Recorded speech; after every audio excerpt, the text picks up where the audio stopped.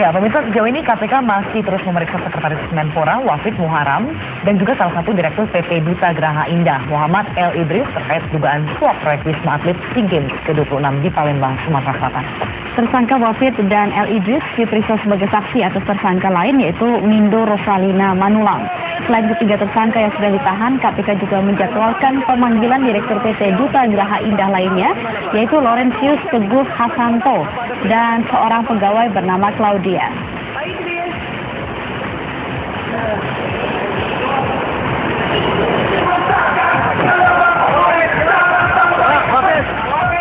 Ya pemirsa, memang polemik seputar sepak terjang dari PT Duta Graha Indah terus bergulir hingga menyerempet ke wilayah politik. Ya, ini polemik ini begitu liar bergulir setelah peran Rosalina Manulang yang diduga sebagai perantara suap dengan Menpora dibuka oleh pengacaranya, yaitu bernama Komarudin Simanjuntak. Dan memang selama ini PT Duta Graha Indah berkantor di Tower Permai, Jalan Warung Buncit, nomor 27, Jakarta Selatan. Perusahaan ini merupakan pelaksana proyek pembangunan Wisma Atlet di Palembang yang bisa menampung sekitar 4.000-an atlet. Namun reputasi dari PT Duta Graha Indah kemudian menjadi perguncingan karena terseret dugaan suap kepada Menpora terkait dengan pelaksanaan proyek tersebut. Dua pejabatnya, yakni Muhammad Idris dan Rosalina Manulang, langsung diseret KPK setelah menemukan sejumlah barang bukti terkait dengan dugaan suap di kantor Menpora.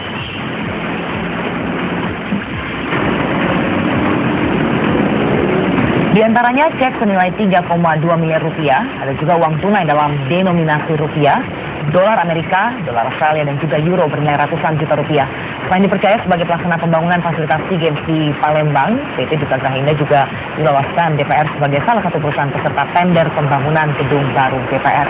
Namun memang belakangan akhirnya mengundurkan diri per 27 April 2011 karena terseret kasus suap proyek SEA Games ini.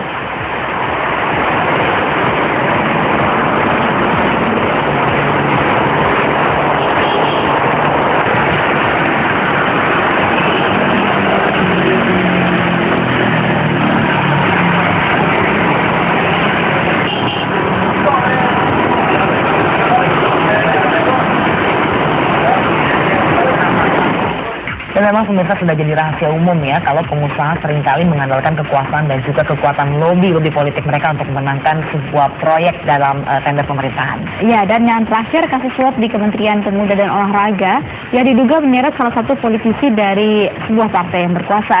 Dan adalah pengakuan dari salah satu tersangka, yaitu Mirdo Rosalina Manulang, yang mengaku menyerahkan cek kepada Menpora atas perintah dari atasannya. Ya, ini selalu membuka kotak Pandora. Pengakuan Rosa ini bisa menyeret sejumlah nama yang diduga terkait dalam kasus tersebut. Pertanyaan besar, siapa politisi di balik kasus suap ini? Benarkah kasus ini hanya rekayasa untuk menjebak atau menyudutkan pihak tertentu? Nah, ini akan kita bahas pagi ini ya. Dan pemirsa, saya perkenalkan dulu, kami juga menghadirkan seorang pengacara yang sampai saat ini sempat menjadi pengacara Rosa. Kita akan verifikasi nanti statusnya bagaimana. Selamat pagi Pak Komarudin Simanjuntak. Selamat pagi Bu. Selamat pagi pemirsa Metro TV. Ya, dan juga dari ICW, Indonesian Corruption Watch, ada Emerson Junto. Selamat pagi. Pagi. Baik, kami akan langsung ke Pak Komarudin Simanjuntak. Jadi status Anda apa saat ini? Apakah Anda masih berperan sebagai pengacara dari Rosalinda atau tidak? Sampai hari ini saya satu-satunya pengacara yang sah dari klien saya, bukan Mirdo ya, Mindo Rosalina Manulang. Mindo. Karena yang berhak mencabut kuasa dari saya hanyalah klien saya.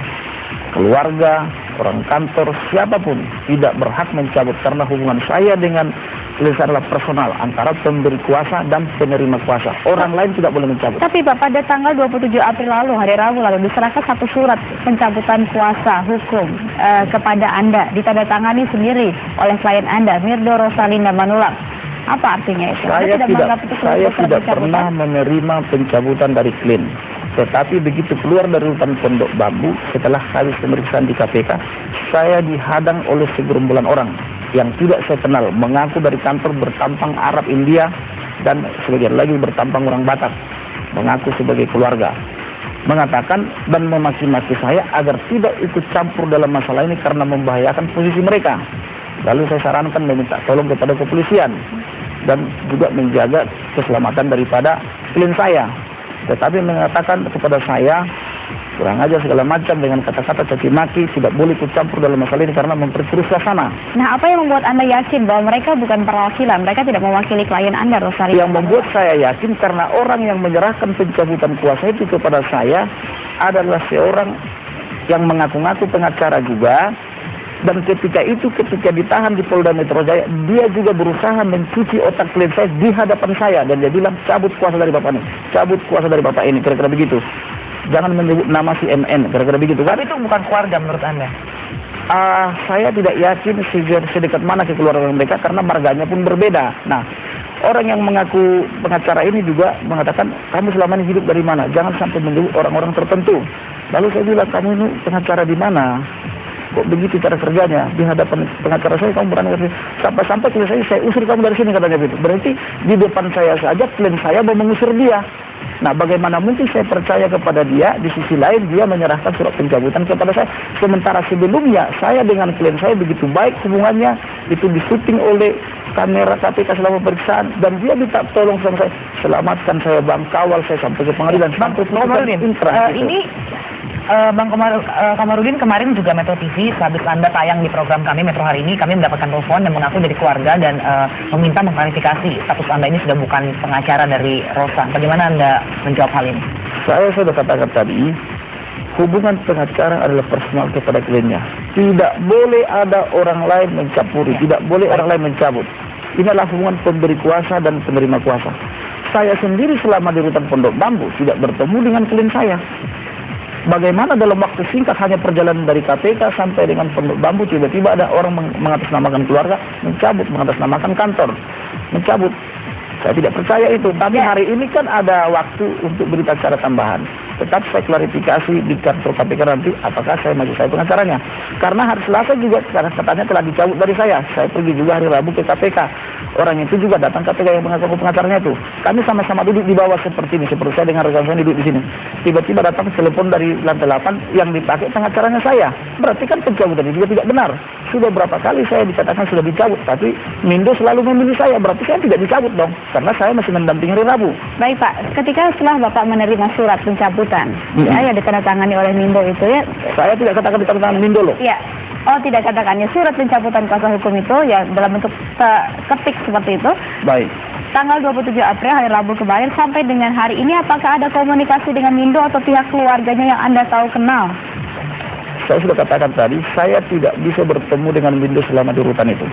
Sampai hari ini? Sejak di rutan Pondok Bambu, beberapa kali saya berkunjung sana, tidak pernah bertemu sekalipun. Atau itu komunikasi dengan keluarganya yang Anda kenal, adiknya, ibunya, Anda pernah bertemu?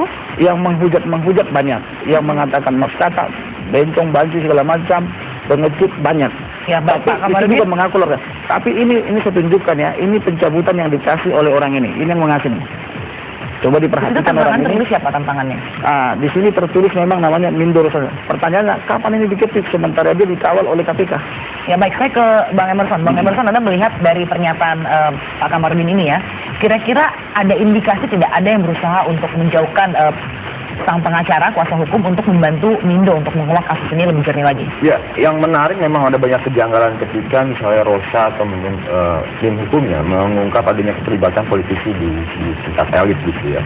Ada ancaman intimidasi buat pengacara dan juga Rosa. Kemudian ada proses yang sepertinya dipaksakan berupaya mengganti lawyernya. Harusnya boleh tidak lawyer itu bertemu dengan tahanan yang sedang dalam penjara? Ya, mekanisme sangat dimungkinkan sepanjang ada izin dari pihak yang berwenang. Saya pikir begitu. Nah, dalam konteks ini ada beberapa hal yang saya harus dilakukan soal klarifikasi dari KPK sendiri. Sebenarnya siapa sih lawyernya gitu. Kemudian yang kedua terkait dengan ancaman intimidasi ini. KPK sudah berinisiatif membawa kasus ini ke LPSK. Artinya perlu ada pelindungan terhadap Rosa yang tanda kutip saksi yang juga termasuk pelaku. Nah, dalam konteks undang-undang perlindungan saksi dimungkinkan dia mendapatkan tanda kutip perlindungan gitu, baik dari sisi keamanan, ditahan di sel yang berbeda dengan pelaku yang lain, maupun nanti kalau dia membantu mengungkap kasus yang lebih besar, dia dikurangi tuntutannya dan juga mungkin divoniskan oleh hakim seperti itu. Ya.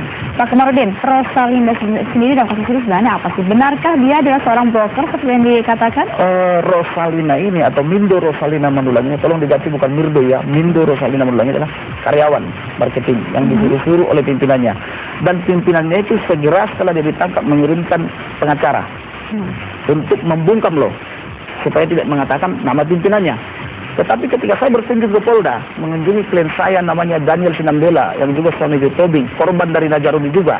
Dia mengatakan, setelah saya cabut surat kuasa yang dikirimkan oleh M. Najarudin selaku pimpinan saya, maka sejak terhitung saat ini kuasa hukum tersebut tidak lagi ada hubungan dengan saya. Lihat. Juga di kuasa hukum lain. Ada kuasa hukum waktu itu dikirim oleh pimpinannya itu namanya M. Najarudin.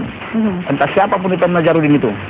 Karena ini sudah dicabut, maka saya berani menjadi kuasa hukumnya. Saya buatkan surat kuasa, saya menjadi kuasa hukumnya. Dan itu di hadapan seluruh keluarganya. Yang mengaku keluarganya ya, ada ibunya, ada kakak adiknya, ada saudaranya laki-laki dan sebagainya. Bahkan yang berperan membeli kertas ini keluar dan sebagainya, yang memfotokopi dan memperbanyak adalah keluarganya. Ya, baik. Itu kami lakukan dalam suasana kekeluargaan dalam hari tanggal 23 itu, hari apa ya? Pokoknya dia ditangkap 21, tanggal 23 saya ke Polda, dipertemukan oleh sesama tahanan, saya dipilih menjadi pengacaranya. Ini dalam suasana kekeluargaan, tidak ada paksaan.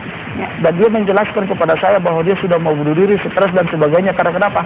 Karena dia didatangi tengah malam, didatangi dini hari untuk membungkam, jangan sampai menyebut nama ini, nama ini, nama ini. Baik Pak, kita jeda dulu, kita akan buka lebih lanjut lagi apa saja ancaman dan juga tadi belum dijawab ya, peran Rosa itu pada malam itu sebenarnya sebagai apa. Ya Pak pemirsa, kita akan kembali saat lagi.